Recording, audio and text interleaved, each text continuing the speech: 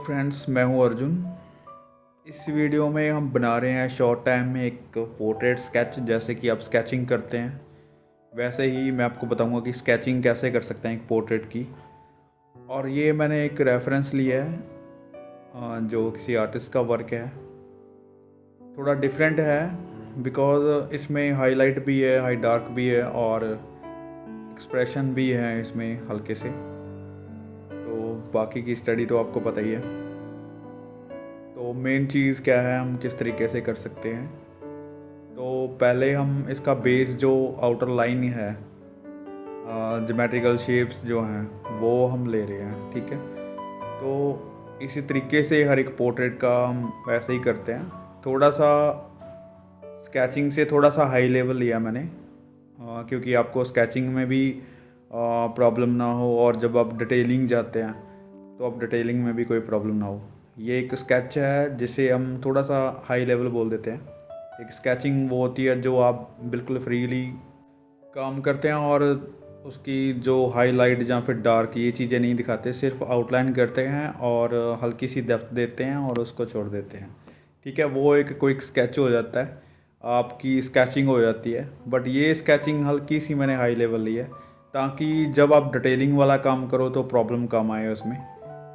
थोड़ा सा हम स्टेप आगे कर लेते हैं उसको, क्योंकि ऐसी चीज़ें हम सीखते हैं जो उसमें कुछ ना कुछ इम्प्रूवमेंट हो। जैसे मैंने पिछली वीडियो में सिर्फ आउटलाइन जो लाइन ड्राइंग है वो बताई थी, इसमें हल्की सी हम शेडिंग करेंगे जो कि डिटेलिंग के बारे में बात करेंगे, ठीक है।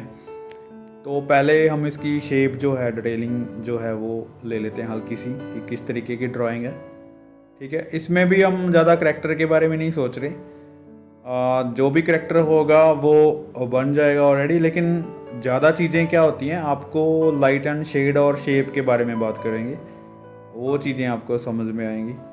और मेन चीज़ हमने ये रखी है कि जो एंगल्स हैं चीज़ के, फीचर्स के, जैसे हमने अभी स्टडी की है पिछली वीडियो में, तो फीचर्स हमारे कितने काम आते हैं, कितनी हमारी लाइट एंड शेड काम आती है, शेप्स कितने काम आते हैं, जो पोर्ट्रेट्स की बेसिक जो स्टडी की है वो हमारे कितने काम आती है। इसलिए मैंने स्केचिंग में हल्का सा हाई लेवल लिया है यहाँ पे। तो हम इसकी शेडिंग भी हल्की सी करेंगे। तो पहले इसकी आउटर लाइन हमने ले ली है और बेसिक जैसे भी आप स्केचिंग करते हैं वही स्टाइल जो मैं हर बार आपको बताता हूँ, ठीक है। तो ज़्यादा कंफ्यूज नहीं होना, हर एक चीज़ को मिन गिन के नहीं बनाना। आप फ्रीली काम करो, जितना आप कर सकते हैं बोल्ड रखो उसको। लेकिन मैं आपको इसलिए ये चीज़ें बता रहा हूँ क्योंकि जब भी आप कोई भी पेंटिंग या फिर कोई भी और वर्क करते हैं बड़ा, तो वहाँ पे प्रॉब्लम कम आए, ठीक है। जैसे ये आईब्रो वाली लाइंस है, आपने आउटलाइन ले ली है, शेप एक ले ली है, तो अभी हल्की सी विजिबल हो जाएगी चीज़ें जैसे मैं कर रहा हूँ। तो आईज़ के ऊपर काम कर रहे हैं अभी, तो इसी से हमारे नोज़ की जो डेप्थ है वो पता चल जाती है, कहाँ तक शेडिंग आती है। वो ये लाइन लगाई है मैंने, और उसके बाद ये शेप जो नोज़ की है, आईज़ की डेप्थ और ये शेप इसकी, ठीक है। तो हल्की हल्की चीज़ें जो हैं विजिबल होती रहेंगी। हमें प्रॉपर काम करना है लेकिन चीज़ों को स्टेबल रखना है, वहाँ पे प्रपोर्शन में गड़बड़ ना हो। ये चीज़ें सारी साथ में लेके चल रहे हैं, ठीक है। और अभी हल्का सा यहाँ पे शेडिंग, जो वहाँ पे डार्कर है, डार्क लाइंस हैं, ठीक है। तो हम हल्की सी शेड दे के उसको विजिबल कर लेते हैं। हमें शेप का पता चल जाता है कि कहाँ पे कौन सी शेप आ रही है। तो कहीं पे भी आप पोर्ट्रेट को जब भी बना रहे हैं तो एकदम से आपने डार्क लाइन नहीं लगानी, पहले आपने हल्की शेडिंग करनी है, जैसे यहाँ पे मैं कर रहा हूँ। बिल्कुल हल्की सी लाइन से शेडिंग करनी है और कोई भी आपको डार्क लाइन नहीं चलानी। ये मेरे पास जो सॉफ्ट पेंसिल है चारकोल की, लेकिन मैं बहुत लाइट चला रहा हूँ इसको बहुत। ये देखो अभी जो हेयर्स हैं वो बहुत डार्क हैं, लेकिन हमने क्या किया है, एक शेडिंग लगाई है, वहाँ से शेप का पता चल जाता है कि कितनी शेप बनानी है। तो ऐसे चीज़ों को विजिबल करना है, धीरे धीरे स्टेप बाय स्टेप उसमें शेडिंग करनी है। तो कहीं पे भी आपने जो शेडिंग है वो डार्क नहीं करनी, लाइन को दबा के नहीं चलाना, बिल्कुल हल्की जो सॉफ्ट तरीके से काम करना है, जिससे आपका पोर्ट्रेट सॉफ्ट बनता रहता है और स्टेबल रहता है। आप चीज़ों को हिला जुला सकते हो, मतलब आप फाइनल लाइन उसको इधर उधर कर सकते हो बिना किसी इरेज़र के। तो मैं कोशिश यही करता हूँ कि हर एक स्केच जो स्टडी करते हैं हम या फिर कोई भी ड्रॉ करते हैं, तो उसकी लाइन पहले आप हल्की लोगे, फिर उसके बाद करोगे तो आपको इरेज़र की ज़रूरत नहीं पड़ेगी। जैसे ये भी स्केचिंग कर रहे हैं, स्केच बना रहे हैं, तो इसमें इरेज़र की ज़रूरत कहीं पे होती नहीं। मेरे पास इरेज़र होती नहीं है, मैं यूज़ नहीं करता, बहुत कम टाइम होता है। या फिर चारकोल जब हम स्केच करते हैं तो चारकोल में जब हाइलाइट्स निकालनी होती हैं तो वो भी माइनर जो टाइम होता है जहाँ पे हम इरेज़र यूज़ करते हैं, लेकिन हम वाइट को छोड़ के चलते हैं तो बहुत इजी रहता है। आप कोशिश करो विदाउट इरेज़र ही काम करो। ये सोचो मत कि आपको मिटाना है या फिर उसको मिटा के दोबारा बनाना है, या फिर ये ठीक है आपके माइंड में लेके चलो कि आपके पास इरेज़र नहीं है। अगर आपके पास बैकअप है तो आप ज़रूर सोचोगे कि कोई बात नहीं, अगर गलत होता है तो इरेज़र यूज़ कर लेंगे। इन्हीं चीज़ों को आप सोच के अगर स्केचिंग करते हैं, अगर आप सपोज़ करो कि आपके पास ऑप्शन नहीं है, इरेज़र नहीं है, तब आपको माइंड सेट करना पड़ेगा कि आपको ये गलती नहीं करनी। आपके माइंड में ये चीज़ जस जाती है कि आपने हाईलाइट छोड़नी है, वहाँ पे कैसे काम करना है, तो ये सोच के चलो, समझ के चलो। अब ये देखो आईज़ बना रहे हैं, तो आईज़ में जो हाईलाइट है वो हमने छोड़ी हुई है। अगर चारकोल होता है तो चारकोल हमने फिल कर देना, ठीक है, वहाँ पे इरेज़र यूज़ कर लेते हैं। तो यहाँ पे कोई ऑप्शन नहीं है, और इरेज़र से ये चारकोल पेंसिल है वो मिटती भी नहीं है, दाग डाल देती है, ठीक है।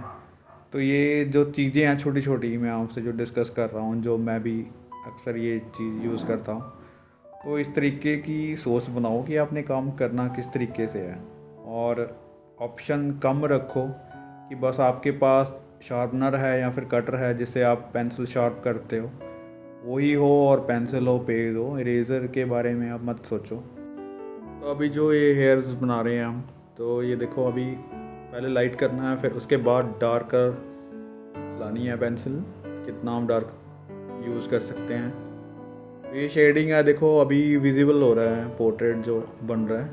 तो यहाँ पे इसका जो हेयर स्टाइल है, जैसा भी है, वो इस तरीके से कर सकते हैं, राइट फ्लो में स्केच कर सकते हैं। तो ये हल्का फुल्का डार्क है इसमें, और ब्राउनिश है जो ऑरेंज शेड यहाँ पे दी हुई है, तो उसको हम इस तरीके से करेंगे। ये वैल्यू हैं जो कलर्स की हैं। यहाँ पे देखो हल्का सा जो स्किन टोन है वो किस तरीके की है, तो हम इतनी ही शेडिंग करेंगे वहाँ पे टोन के हिसाब से।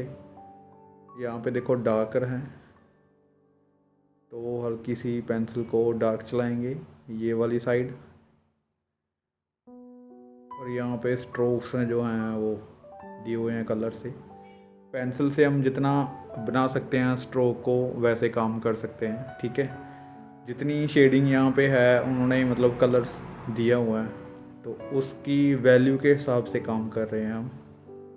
तो ये एक स्केचिंग का हल्का सा हाई लेवल हो जाता है जो हम काम कर रहे हैं, क्योंकि ये एक नॉर्मल स्केच ही है जो हम स्केचिंग करते हैं, तो उससे जो हम फाइन स्केच बनाते हैं और ये स्केचिंग के बीच का जो मान सकते हैं लेवल जो मैं यहाँ पे काम कर रहा हूँ, उसको उतना ही हम बोल्ड कर सकते हैं जितना हम चाह सकते हैं। लेकिन जो स्केचिंग का स्टेप है उसको थोड़ा हाई किया हुआ है।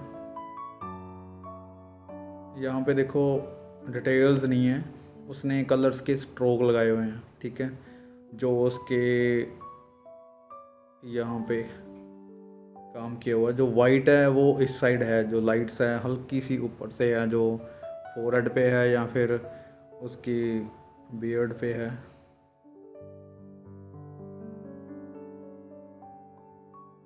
तो ये इस तरीके से काम करना है, कंफ्यूज नहीं होना बिल्कुल। ये वैल्यूज़ हैं जो हमने एक वीडियो में बताया मैंने वैल्यूज़ के बारे में, जो हम टोन्स बनाते हैं कलर्स की, तो पेंसिल को किस तरीके से हमने यूज़ करना है वो मैंने वीडियोस में बताया। तो वो चीज़ें आपने नोट कर लेनी है पहले, क्योंकि जो हर एक वीडियो है, मैं सोचता हूँ कि उसके नेक्स्ट का लेवल हम करते हैं। तो आप अगर जो न्यू हैं तो पिछली वीडियोस को देख सकते हैं जिसमें हमने बिल्कुल स्टार्टिंग वाले पॉइंट्स लिए हैं।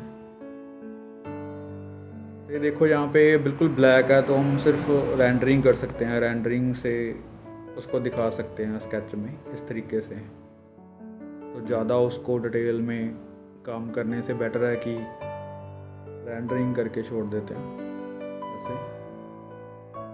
ठीक है, यहाँ पे उसकी बियर्ड आ रही है तो डार्क चला सकते हैं। जितनी डार्क हम पेंसिल चलाएंगे तो हाइलाइट्स उससे भी ज़्यादा निकल के आती हैं। तो किसी भी चीज़ को जब हम हाइलाइट्स या फिर 3D करने की कोशिश करते हैं तो वहाँ पे डार्क लाइन की ज़रूरत पड़ती है, शैडो की ज़रूरत पड़ती है। तो वो चीज़ें आप कितनी समझ सकते हैं, जो हमारे सामने रेफरेंस है वो किस तरीके की है उसको देख के। यहाँ पे हल्की फुल्की डिटेलिंग है जो कर सकते हैं हम एक पोर्ट्रेट स्केच में। यहाँ पे डार्कर और यहाँ पे जो वाइट नहीं है, हल्का सा ब्लर इफेक्ट है, यानी कि जो टोन्स हैं वो फर्स्ट एंड सेकंड में किया हुआ है, फर्स्ट या सेकंड टोन्स में रखा हुआ है इसको।